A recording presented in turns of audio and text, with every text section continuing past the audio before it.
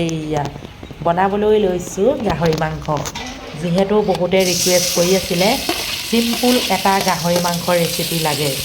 পিঁয়াজখিনি অকণমান ৰঙচুৱা হোৱাৰ লগে লগে এটা এটাকৈ বস্তু যোগ কৰি যাম। একেবাৰে চিম্পুল আৰু লগতে টেষ্টি আৰু হেল্ডি গাহৰি মাংস ৰেচিপি। বন্ধু বান্ধৱীসকল, পিঁয়াজখিনি অকণমান ভাজি লৈ আলুখিনি যোগ কৰি দিলোঁ। মই আজি যিটো পদ্ধতি আপোনালোকক দেখুৱাইছোঁ তেনেই সহজ। ইয়াত মাংস মাত্ৰ 1 কিলোহে আছে। যেই কি নহওক, এতিয়া মই মাংসখিনি যোগ কৰি দিলোঁ। এতিয়া আৰু অকণমান সময় ভাজি ল'ম। বন্ধু বান্ধৱীসকল, যদিহে কোনোবাই নতুনকৈ চাই আছে চেনেলটো ছাবস্ক্ৰাইব এটা কৰিব, লগতে কাষতে থকা বেল আইকনটো টিপি অল এটা কৰি থ'ব। যদি কোনোবাই ফেচবুকত চাই আছে তেনেহ'লে ফ'ল' এটা কৰি থ'ব আৰু ভিডিঅ'সমূহ চাই আপোনালোকৰ কেনে লাগিছে কমেণ্ট এটা কৰিব, লাইক এটা কৰিব। সোৱাদ অনুসৰি দি দিলোঁ নিমখ। ভিডিঅ'টো মাংসও বনাই আছোঁ, লগতে পাছতহে মই ভইচ অভাৰ কৰিছোঁ যিহেতু মোৰ বহুত কাহ হৈছে এইকেইদিন। এতিয়া চাওক, অকণমান সময় ভাজি লোৱাৰ লগে লগে এতিয়া কিছু মছলা মই যোগ কৰিম। কি মছলা যোগ কৰিম আপোনালোকে চাই থাকক। এনেধৰণে বনালে খাই বহুতেই টেষ্টি লাগে জানেনে।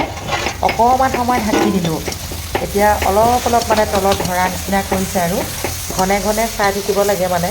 তলত যদি কেৰাহীত লাগি যায় তেতিয়া খাবলৈ ভাল নালাগে দিয়কচোন। আকৌ 1 মিনিটমান ঢাকি দিলোঁ। ৰান্ধনীগৰাকীয়ে গুৰুত্ব দি যদি কিবা এটা বনায় সঁচাকৈ খাবলৈ ভাল লাগে, নহয়নে বাৰু? এতিয়া যোগ কৰিলোঁ সোৱাদ অনুসৰি হালধি। গাহৰি মাংসত বিশেষ এটা মছলা ব্যৱহাৰ নকৰিলেও হয়, খাই বহুতেই ভাল লাগে। যিসকলে গাহৰি মাংস খায় তেওঁলোকে ভালকৈ জানে, নহয়নে বাৰু? আজি ব্লগটো মাজেদি আপোনালোকলৈ এনেধৰণে আগবঢ়াই দিছোঁ। কিছু সময় ভজাৰ পাছত এতিয়া যোগ কৰিছোঁ এয়া আদা, নহৰু, জলকীয়া। একেলগে আদা, নহৰু, জলকীয়া দি দিছোঁ। এতিয়া মই অকণমান তাতে পানী যোগ কৰি ইয়াত দি দিছোঁ। মাতটো একদম ভাগি গৈছে দেই, এইকেইদিন কাহ চৰ্দি হৈ আছে, সেয়েহে খুব মাতটো ভাগিছে। জালুক দি পাৰ খাব লাগিব যেন পাওঁ। অকণমান দি দিলোঁ আপোনাৰ খুন্দনাটোতে অকণমান পানী দি পেলাই দি দিলোঁ আৰু।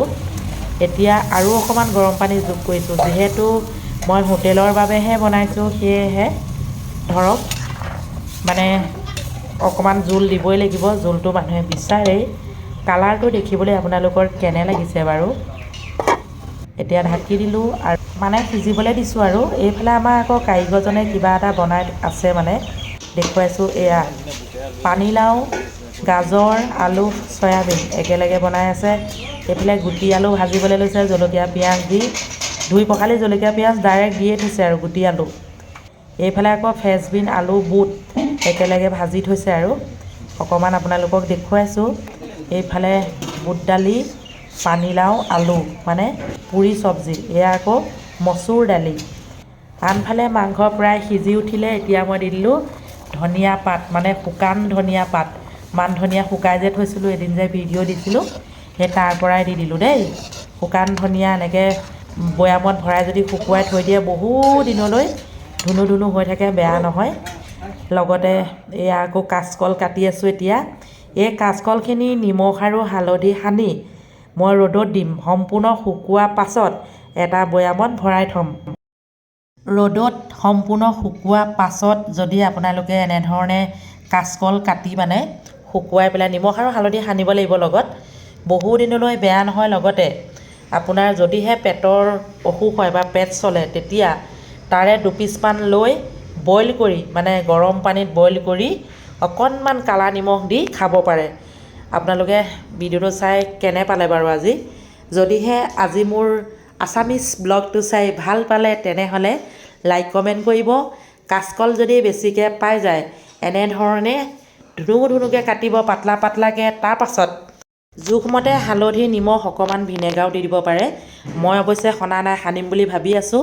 খুব সুন্দৰকৈ শুকুৱাই এটা বৈয়ামত ভৰাই থৈ দিব। আজিলৈ আহিছোঁ, কালিলৈ আকৌ লগ পাম। Bye bye.